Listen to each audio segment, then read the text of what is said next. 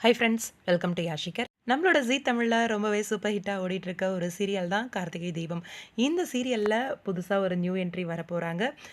அதோட official promo கூட வந்துருச்சு, பார்த்துருப்பீங்கன்னு நினைக்கிறேன். எஸ், இப்போ ஒரு சாதாரண ஒரு ஊழியராக வந்து வேலை பார்க்கணும் அப்படின்னு சொல்லி கார்த்திக்கு அவங்களோட அண்ணன் வந்து ஒரு கண்டிஷன் போட்டிருக்காரு. அப்போ ஒரு மந்த் அவன் வந்து வேலை பார்த்துட்டான் அப்படின்னா அந்த சொத்தை அவன் எடுத்துக்கலாம் அப்படிங்கிற மாதிரி போட்டிருந்தார் இல்லையா.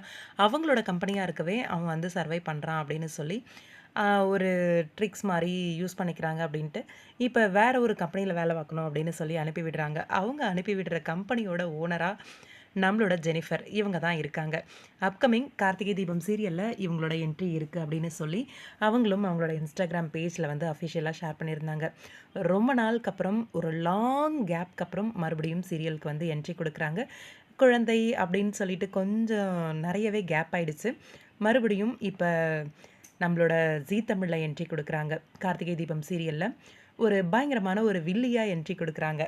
கார்த்திக்க வச்சு படுத்துவாங்கன்னு நெனைக்கிறேன். ஆனா, கார்த்திக்க வச்சு படுத்தணும்னு ஆசைப்பட்டாலும், கார்த்திக் அவங்கள படுத்தி எடுத்துருவாரு கண்டிப்பா. நியாயம், நேர்மை அப்படின்னு பெர்ஃபெக்ட்டா இருக்கக்கூடிய ஒரு பெர்சன் கண்டிப்பா அடக்கிடுவாரு. அ வில்லிய அப்படின்னு சொல்லி எதிர்பார்க்கலாம்.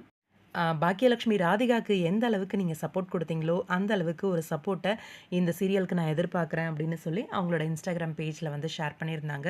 வாழ்த்துக்கள் ஜெனிஃபர். சூப்பரான சீரியல்ல மறுபடியும் ஒரு கம்பேக்.